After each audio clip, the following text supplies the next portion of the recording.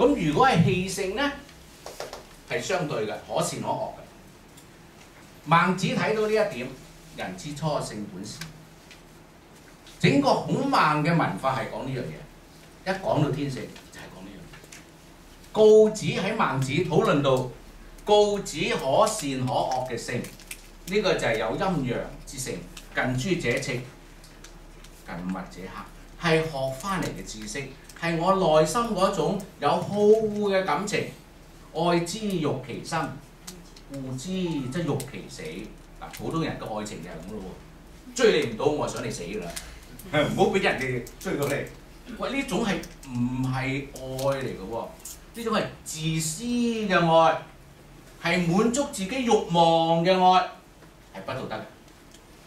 但係呢種係情緒用事，係屬於氣性。如果係心嚟講咧，我哋有稱佢做道心，呢個係人心，可陰可陽。咁至於質性咧，就係物質之性。譬如我哋講得淺啲，人人有個心臟，但係呢個樣嘢只係為自己嘅生命而努力嘅。別人幫唔幫到？幫唔到，亦都唔會替別人諗㗎。呢一種係自私㗎，純為自己嘅生存而諗㗎。呢樣嘢叫做質性，係孫子睇到嘅純惡，與生俱來。一生出嚟就有肉體，一有肉體呢個身體就係與生俱來。呢個身體嘅性質就係質性，純惡、純慾望嘅、純自私嘅。咁究竟喂，孟子話人之初性本善喎，孫子話人之初性本惡喎，兩個邊個啱？兩個都啱，大家睇到嘅深淺不同，角度不同。但係你要學聖賢，應該學邊個？孟子。你要有智慧，你應該睇到有幾深。情慾係表面嘅，理智係喺好後面嘅。你嘅智慧越深，睇得越深。如果智慧越淺，你睇得只係表面。大家出嚟交朋友，知人口面容易啊，知心難，係咪啊？我哋要有智慧，你先睇到對方嘅心，佢嘅思想，佢嘅情緒。我哋要有較為豐富嘅閲歷，以至寧靜嘅頭腦，智慧先產生。當智慧產生嘅時候，你睇得好深入。學聖賢除咗講善講德，仲要一樣嘢，智慧。因為古人啊，呢個智慧啊，都係屬於品德嘅一種。現今我哋好多時為咗方便去栽培智慧咧，就將智慧同嗰個品德分開。喺古人冇分，都係屬於德嘅一種。智慧明辨是非，明辨善惡能夠咧睇得深遠，呢種都係智慧。好啦，咁喺呢一度咧，我哋簡單解釋過。咁我哋將來要講個天命之謂性，我哋就係講理性。所以喺現代，我哋好多時講人嘅氣質，睇一睇呢個人嘅氣質如何。氣質可以變嘅，但係個天理良心冇得變。古往今來，人人一樣，千秋不變。氣質可以人人不同，等於個樣，個樣貌係咪質啊？高矮肥瘦係咪個質啊？喂，我哋喺呢度幾廿人，個個樣唔同嘅喎，係咪啊？氣品都不同喎，個人嘅喜好啦、長處啦，都有不同，盡可不同。氣質可以盡量唔同，你各有各嘅專長，各有各嘅性情，但係一樣嘢必須係相同，亦都應該係相同。係邊樣嘢？天理良心，嚟自真理世界嘅理性，就係我哋所講嘅良知、良能。呢個係全世界幾千年嚟，古往今來冇分別。耶穌講博愛，佛講慈悲，孔子講仁，有冇分別？都係大自然賦予咗俾我哋喺心底上嗰種嘅愛，係咪？都係講我哋心靈上本有嘅特性，呢一點冇唔同噶。好啦，天命之謂性有冇問題？係。你可唔可以喺個人呢個基礎上面，你就咁解釋下個人何以咁樣寫咧？首先咧，呢個係人，幾多個人？人與人相處嘅時候，嗰種嘅德，係咪？呢種德除咗話關懷、尊重，仲有一種係溝通，兩個人。二人為一體，所以莊子有齊物論，孔子有講人，人啊以天地萬物為一體，呢個為之人。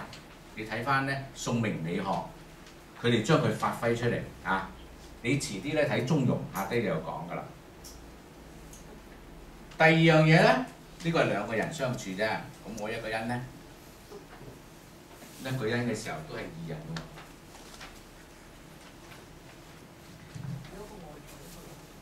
係啦，呢個肉體屬質性嘅，仲有裏邊你嘅心靈先係真嘅。所以孟子講：養其大者為大人，養其小者為小人。何謂大人？你嘅心，你嘅良知。養我哋個肉體嘅小人。喺孟子盡心篇有講。求則得之，捨則失之，是求在我者也。有冇讀過？冇，快揾咯喎！因為你要將聖人嘅學問能夠融會貫通，你唔單止需要識解一句，你仲要識解通一本，由一本再擴充佢整門嘅學問，融會貫通。孟子講：求則得之，你求就得㗎；捨則失之，你捨棄佢就冇㗎啦。向邊度求？求在我者㗎，求自己啦。咁我細路仔你知道我唔夠高啊嘛，我想高多4寸，靚仔好多。咁唔夠4寸咁啊點咧？求啊佢，點求？打波、游水。增高器拉高個係咪？喂，不過我好似求咗好耐都係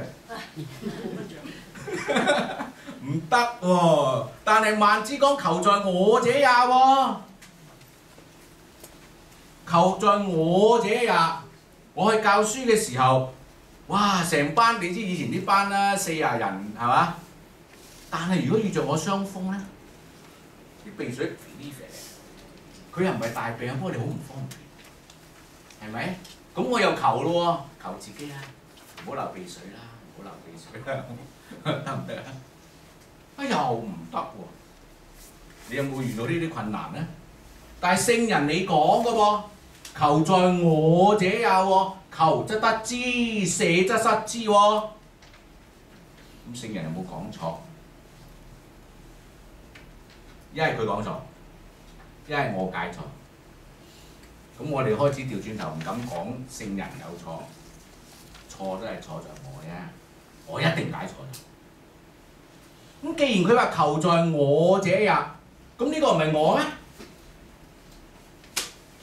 呢個係咪我？你哋大家話你而家坐喺度呢啲冚唪唥係咪你？係啊嘛。但係先生又問喎，當你戇居居嗰陣時，先生就問你正話雲遊太虛啊？你正話去咗邊啊？翻咗琴日個球場嗰度啊？啊？因為為咗聽日啊去旅行啊？有冇試過咁樣俾先生問？你去邊？我咪坐喺度啦，阿 Sir。唔係，你走咗，唔知去咗邊。咁即係咩意思啊？邊個係你？心啊！心啊，唔係坐喺度呢個皮囊啊，你嘅心啊先係你㗎。所以孟子就講裏面有個心，你有冇養個心？因為你只係養體。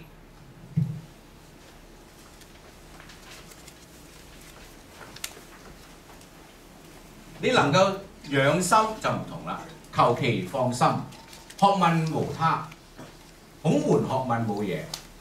人有心向外放咗，你將呢個心放翻嚟，你唔好講何謂放心先，首先個心係咪？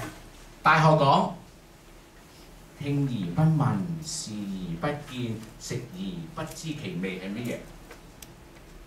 點解會咁？睇唔到，我明明喺街行嗰度，個老友行到埋嚟。睇我唔到啊咁啊，唔識我啦嚇！原來可以眼光光睇唔到人㗎。你有冇試過埋頭喺度做嘢嘅時候，人哋側邊埋嚟叫你，你聽唔到啊？喺嗰個時候叫做咩啊？心不在焉，你嘅心走咗啦，你嘅心唔喺度啊！喂，唔係喎，我隻眼喺度㗎，我隻耳仔冇聾過啊！仲有啊！我哋去旅行，我哋好中意戶外活動噶嘛，走去行山，行親山咧帶羅庚，跟住咧游水咁樣過啲叢林，游完之後咧啲手會界損咗，嗰啲葉好利。有冇試過數啲紙嘅時候，俾啲紙界損咧？哇，好鬼利！但係行緊嘅時候，專心嘅時候，你唔知道界損咗嘅喎。坐定嘅時候睇下，咦，都損咗。唔知嘅時候唔痛嘅喎，唔痕嘅喎，但係知道之後咧，痛啦，痕啦，有冇呢種經驗？個心唔喺度，可以冇嘢讀。你明明啲細胞啊，好多神經系統喺度㗎，點解冇感覺㗎？隻眼明明喺度㗎，點解睇唔到㗎？原來有一個原因啊，心不在焉。原來有身心之分，呢個心係大嘅，係我嚟，真㗎。所以我欲人，斯人至矣啊！你喺心中求人，要仁愛，呢個仁愛就嚟啦。我要有愛心，呢個愛心就嚟啦。我要開心，呢個開心就嚟啦。呢個係我。有冇人可以奪取呢個我？你可以拉我坐監，你可以令到我身體唔自由，但係呢個心絕對自由。呢個心係我，可以翱翔萬里，逍遙宇宙。靠乜嘢？唔係靠肉體啊，靠你個心啊！有冇嘢綁得住個心？冇，呢個就係真心。呢個就係你嘅大體，你要養佢啊，你要培養佢啊，你要令到佢由弱小變強壯。原來孟子係咁樣講兩個我，求之有道，得之有命，求在外者也。如果你求一樣嘢係有方法求㗎，但係得唔得咧？就看你嘅命如何，天意如何。呢個係向邊度求啊？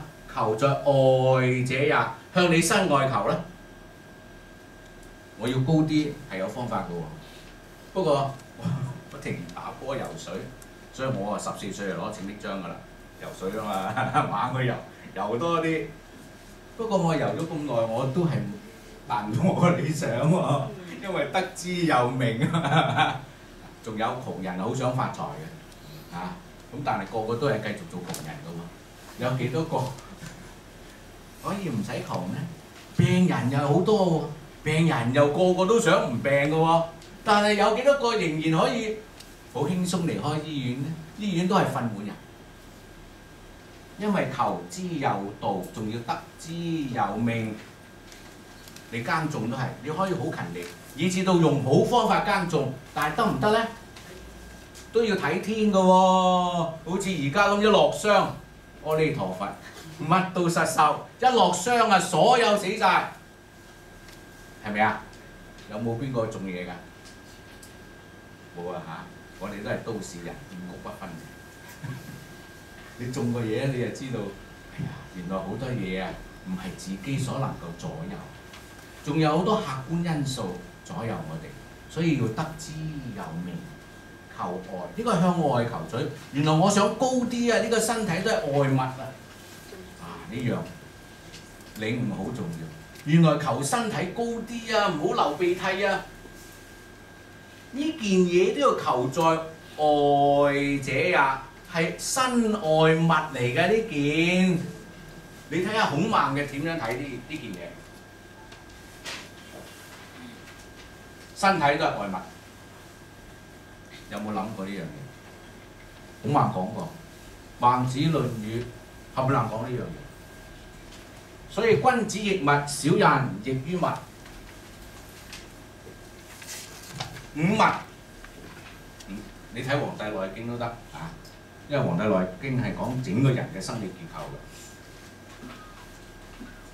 精氣神魂魄為五物，已經係氣界嘅嘢，已經係遠離肉體，所以呢個肉體更加係一件外物。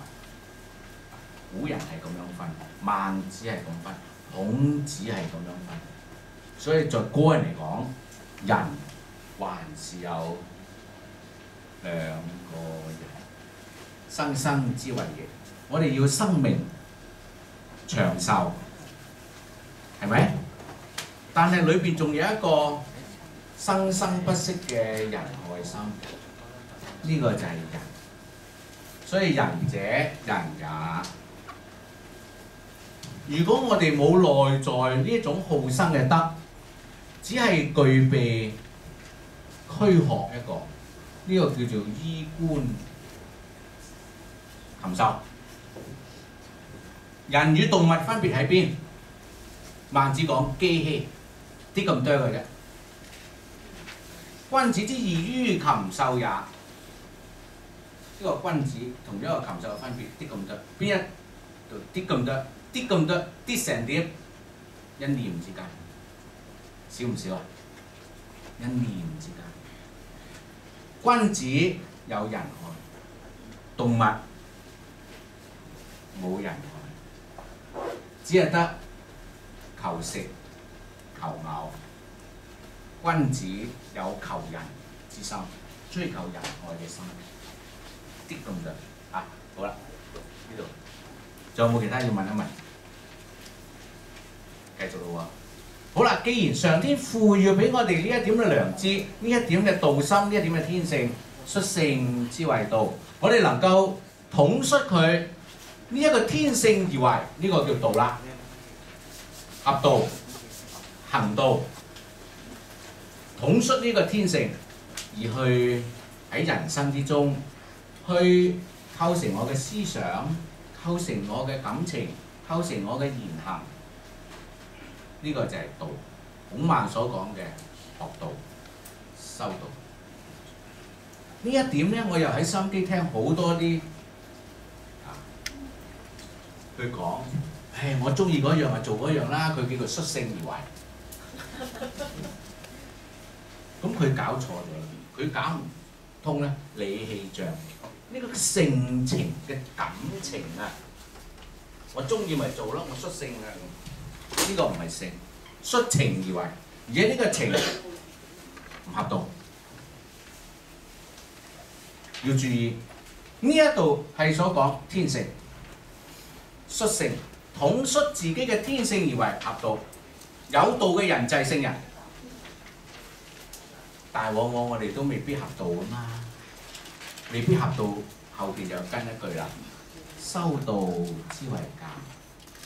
當我哋唔能夠遵循自己嘅天性、天理而去進行人生嘅話，我哋就需要修改。有錯先要修啊嘛，條路壞咗先要修啊。如果條路冇壞咧，唔使修啦！你能夠統率自己嘅天理良心，唔使學都係聖人。但係如果我哋未能夠好正確咁樣統率自己嘅天理良心而為，我哋需要學，要修改。一發覺到唔對，我哋要修改。修改之後要保持佢，所以修之後梗係有一個字叫做持。你要保持佢啊！係咪啊？你要 maintain 佢，保持佢，唔好再變壞。一發覺佢壞咗咧，又修理翻佢。咁呢個係修道。既然要修道，咁我哋唔知先會犯錯啫。明知故犯咧，就正式咧叫做抵死啊！冇得教嘅。呢個係痴囂。你試鼠，你中意食老鼠，我叫你唔食，你梗係唔制㗎。你中意㗎嘛，係咪？冇得教，冇得救。愚笨可以教，我唔知，但其實我唔想咁㗎。咁就有得教，係咪？無知就可教。你係中意，我係中意咁。人哋講成日食煙一樣，我係中意㗎啦。乜嘢笑都冇，一樣嘢都唔俾我有。咁你點講？冇得講。咁所以一定要佢有求知欲，佢願意覺得人生唔圓滿，有更高嘅境界去追求。咁然之後，我哋先至可以學習。所以願意修道嘅，如果唔明嘅，開始教育出現啦。修道之謂教。中國人講道講教，道就係當我哋能夠了解天理、了解自己嘅良知，遵循而行。但係好難嘅。孔子幾多歲先得啊？70而從心所欲，不如舉。佢能夠從心所欲，但係冇離開呢個天理良心，呢個規範。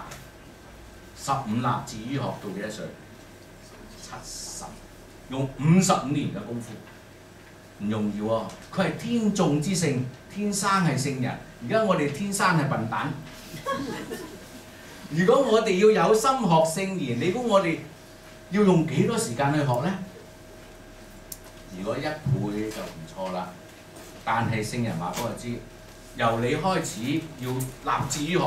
如果你真係想學，7日搞掂。你係咪真係學？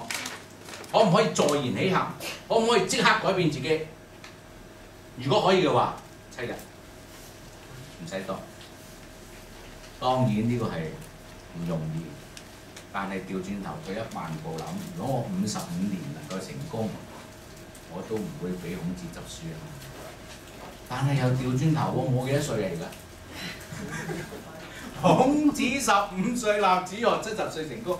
我哋如果而家仲有冇55年呢？如果冇呢，唔怕搏上佢，好好地注意養生，注意健康。我哋普通人呢，嗱香港人就80幾啊，你距離80幾有幾多年？仲有應該有82歲。上天俾我哋係82啦，不過我哋唔識得點樣保養嘅人，咁你咪學咯，學養生之道。所以好多人超過100歲，學飲食、學生活係咪？學下我哋人喺天地間嘅道，養生之道。好，如果呢樣未能搏長唔怕，急起直追。人哋55年，我用5年。古人講7日，我哋唔敢期望7年啦，7個月啦，得嘅。抖起志向，坐言起行。你有冇呢種魄力？有，你成功啦。唔一定要55年㗎。記住啊，有志者事竟成。因為現在嘅人叻好多。以前一本書啊，掛喺度鎖住佢唔俾帶走，因為得一本係手抄嘅。哇！而家啲書籍多到係咪啊？你唔使買添啊！而家棘開個電腦一棘，哇！乜都大掛出嚟，係咪嗰種輔助工具？而家嘅知識水平又高，係咪？你係完全有本領，可以超越古人嘅時間。古人係唔容易嘅。好啦，咁開始成為教啦，所以叫教化。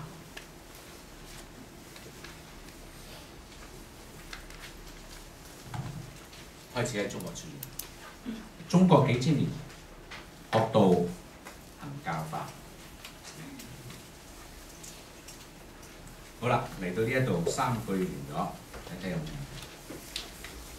孔子講50年知天命，呢個天命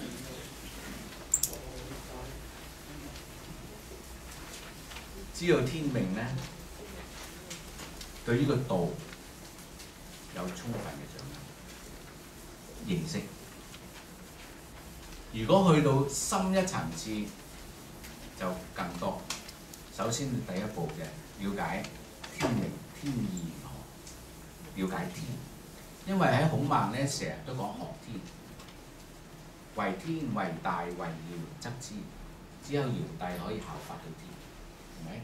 黃帝喺呢一個陰符經講，黃帝軒轅黃帝啊觀天之道，執天之行，盡矣。整個人生嘅學問，聖人嘅學問就係觀天，觀察呢個天地大自然，執天之行。你觀察到、學習到之後，將佢所做嘅，我哋做翻出嚟，係咪啊？模仿大自然，與大自然天人合一，古人叫天人合一，咁你咪聖人咯。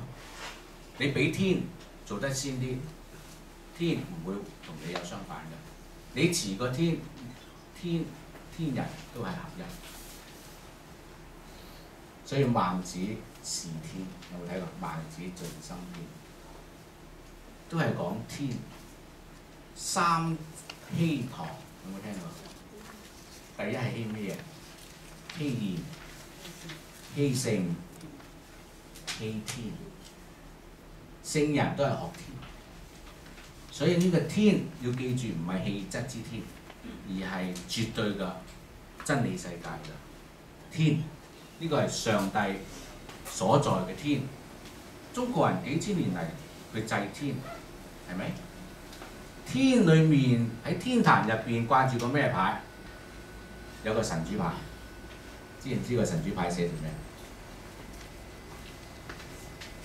為和上帝，生天地生萬物，背後嗰個創造者，佢創造咗天地，孕育咗天地，天地有一定嘅常規，令到佢生生不息。我哋就係要學呢一種道，賦予為人嘅時候，亦有生生不息嘅道。我哋能唔能夠將佢體現出嚟？呢個就係學天。聖人都係學天。我哋現在學義、學聖，進一步學天啊！古時只有皇帝先可以祭天。而家唔同啊嘛，民主時代，我哋都可以祭天，係咪？我哋都係學天，都可以祭天。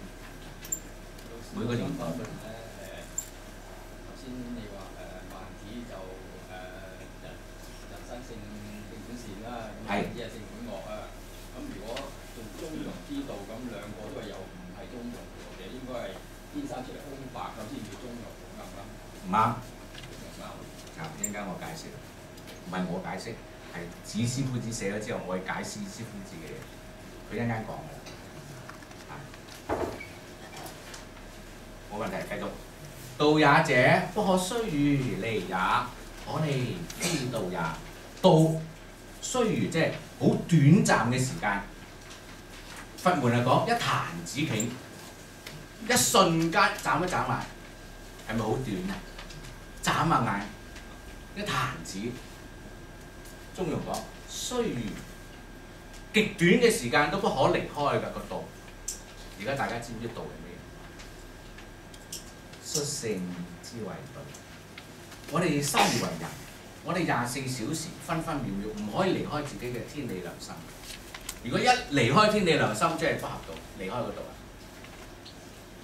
明唔明白？我哋要學道，同我有乜關係？原來道就係我個心，分分秒秒不能夠離開。如果你一離開就係糊塗蟲，人云亦云，隨波逐流，你都冇自己嘅思維，冇自己嘅智慧，係咪？冇自己嘅主宰，唔單止要有自己嘅主宰，我哋所言所行要合乎道，你然後先平安。人生嘅苦難係嚟自乜嘢？嚟自我哋嘅決定錯誤，我哋嘅選擇錯誤，我哋行差踏錯，所以我哋招致無限嘅苦惱，無限嘅困難。如果我哋自己能夠有智慧，喺人生每一個步伐，我哋都能夠選擇正確，行得正，人生係平安嘅，充滿愉快嘅，充滿幸福嘅。我哋會好多朋友嘅，係咪？往往就係我哋做錯咗，選擇錯咗。所以道不可須而離，我哋嘅良知不能夠離。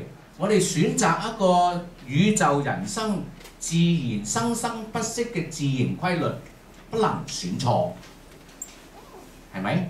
嗱，呢個就係道，呢個就知啦。率性之為道，道係好重要㗎。原來影響我哋嘅苦樂，影響我哋嗰個嘅吉凶，可離非道也。如果能夠離得開，呢個唔可以稱做道，因為道者路也。火車你要行火車路，一離開火車路咧，車翻人亡。喂，天空有冇航道啊？有喎，你原來行錯咗會撞機嘅喎，係咪？一樣有航道，咁人生路上有冇航道？有，大家有冇車牌？有幾多個冇？哇，都好多。喂，你要揸車使唔使學？使唔使考？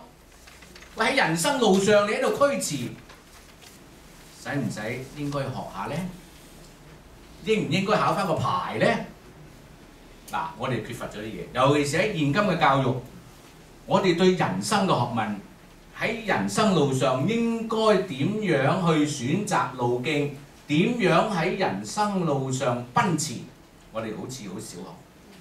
入到學校應該如何？出嚟大概要結婚如何？要去做工應該如何？你面對種種不同嘅歷程，你應該點做？若有個朋友啊，好 friend 好 buy 你嘅，擦你鞋嘅，咁你點處理？有啲咧，你眼中釘，見到你咧篤你背脊嚇，燉你冬菇，咁你會點樣算？我哋有順有逆，有好朋友，有好多小人喺你身邊，你點處理？我哋現在生喺太平盛世，你點樣處理？做二世祖點處理？而家我哋全香港啊，都係二世祖病，你知唔知？根本我哋唔識處理人生。兩公婆啊，而家香港嘅離婚率有幾高啊？自由戀愛我成日都笑，而家我哋現代人係自由戀愛，點解咁多離婚㗎？點解婚姻咁痛苦㗎？係咪好痛苦啊？而家好多人離婚啫，但係你係自由戀愛喎。唔係盲婚啞嫁嘅喎，以前盲婚啞嫁就鬧阿爸鬧阿媽，係咪？咁你而家自由戀愛㗎嘛，你揀㗎嘛，點解婚姻仍然咁多問題咧？家庭咁破碎咧？我哋點樣去反省呢啲問題？就係人生路上，我哋有好多嘅道路，我哋應該點樣面對？點樣去行使？點樣去選擇？我哋缺乏咗一種學習。天生我又唔懂。跟住又唔去學，死晒。如果天生我識㗎，我有天才；如果唔識，你又要更加知道自己唔識，要去學。然之後咧，平安考翻個牌，第時大家可以出嚟做 life coaching， 人生嚮導，做導師、做訓練員，訓練啲細路仔點樣可以跑上人生路上。千祈唔好贏在起跑線。7歲嘅肉體先至係成長到，你7歲之前已經谷壞佢啦。副 engine 你買部新車啊，你都未夠6000米，你已經係谷到佢已經內傷，你知唔知？所以1歲之前唔好學行，啲骨未成長啊，嗰兩條腳一定彎㗎，係咪？而家3、2歲谷到佢行喎，一定燒車，嗰個車頭會發熱 overlap。所以你睇下中國以前啲天才啦，個個都會點啊？早死！呢個唔係福氣，而家啲冚唪唥都係商業口吻 ，sales talk， 一味揾生意做。千祈唔好信呢啲 sales talk。你要認識人生，認識一個人嘅成長，人生路上應該每個階段，我哋點樣邁進每個階段，然後先得平安。呢個學問好多。